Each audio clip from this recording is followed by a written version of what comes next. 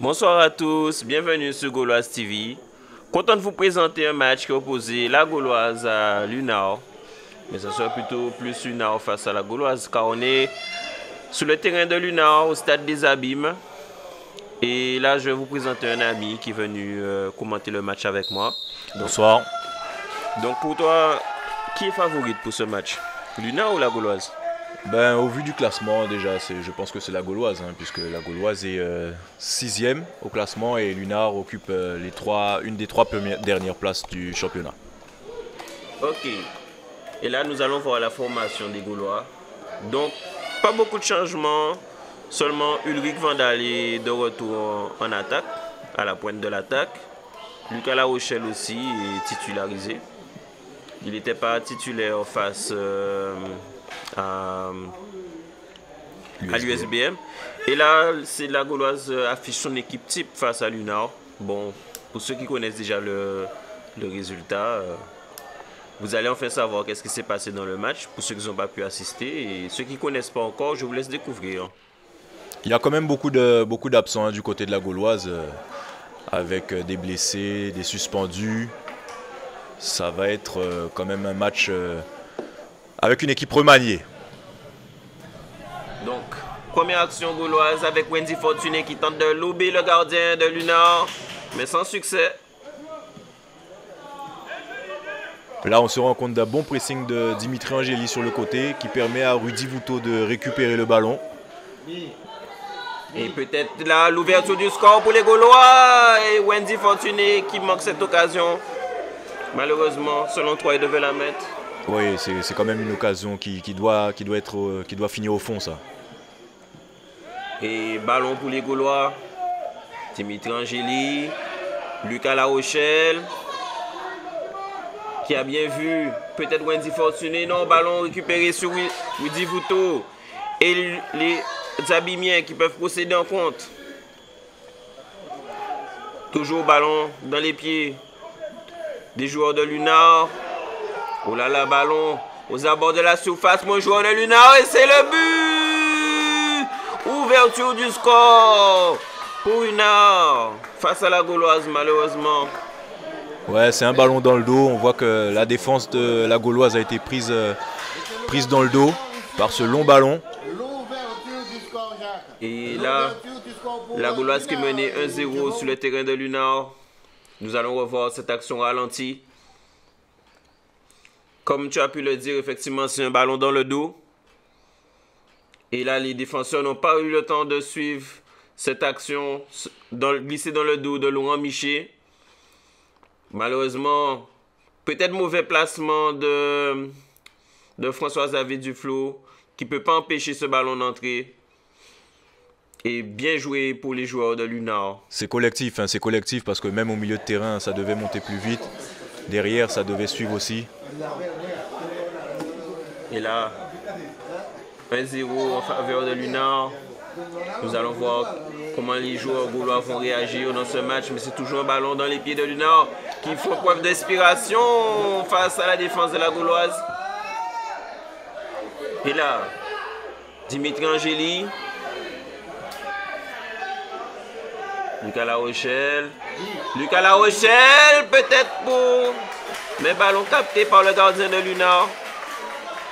Ouais, c'est dommage. C'était une belle occasion, ça, pour la Gauloise de revenir. Et là, Baptiste Verdol. Valérie Hendrick, Gelon. Qui peut-être va trouver un de ses coéquipiers. Wendy Fortuné, qui peut ouvrir le score, mais ballon complètement à côté. C'est dommage. Encore une belle occasion, ça, pour la Gauloise. C'était une belle occasion pour égaliser encore.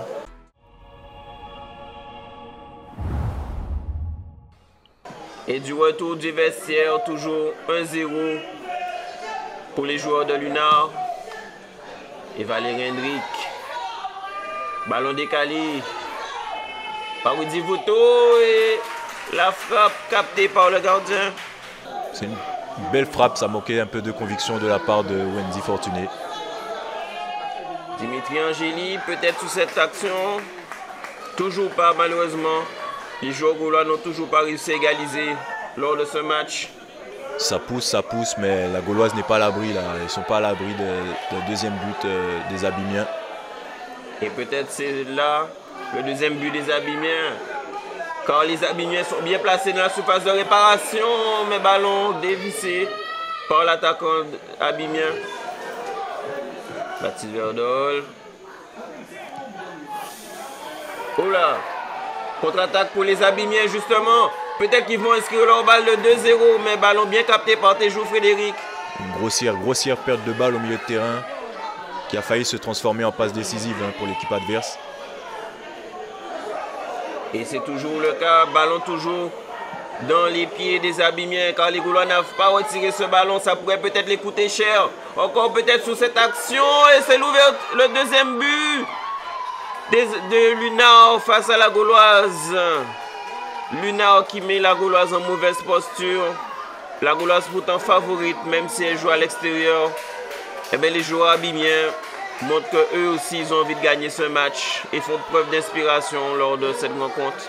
Ouais, ça manque de caractère. Ça manque de caractère dans la défense là. On voit Loïc Houblon qui s'arrête de jouer.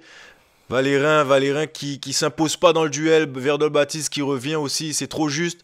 Ça manque de conviction sur la défense là. J'espère que les Gaulois vont au moins réussir à marquer assez tôt pour revenir dans ce match. Peut-être sous cette action, nous allons voir Laurent Miché qui perd son duel face au défenseur de Lunard. Woody Vouto qui élimine un joueur, qui élimine deux joueurs, qui est en position pour frapper, c'est le but! Magnifique but de Woody Vouto face à Lunard! Quelle action individuelle! Ouais, il a fait un bel exploit individuel, Rudy, pour permettre à son équipe de revenir à 2-1. Et franchement, voici des actions comme ça qu'on veut voir lors de ce match, qu'on veut voir peut-être une autre action comme celle-là, peut-être pourrait permettre à la Gauloise de revenir dans ce match. À noter les rentrées de Livier Serin et de Florian Otto devant pour bousculer un petit peu la défense abimienne. Et comme on peut voir, la qualité technique du joueur face à la défense qui met à mal toute la défense de Lunard. Là, la Gauloise a décidé de pousser dans cette deuxième mi-temps. Après ce score, cette réduction du score. Et peut-être là, le doublé de Woody Vouto, mais ballon retiré par le gardien de Lunard. De nouveau. Et là, Lunard qui n'a pas dit son dernier mot, qui essaie de peut-être tuer ce match. Sur cette action, qui est en bonne position pour frapper, mais parade de Téjou Frédéric au bon moment. Ouais, un bel arrêt de Frédéric Téjou, présent sur sa ligne. Et là, sûrement, l'arbitre va siffler la fin de ce match. Et c'est le cas. Malheureusement, le but de Woody Vouto n'a pas permis à l'équipe de revenir. Il manquait encore peut-être 2 autres buts pour gagner ce match et un but pour revenir à égalité, mais ça n'a pas suffi, le but de Woody Vouto.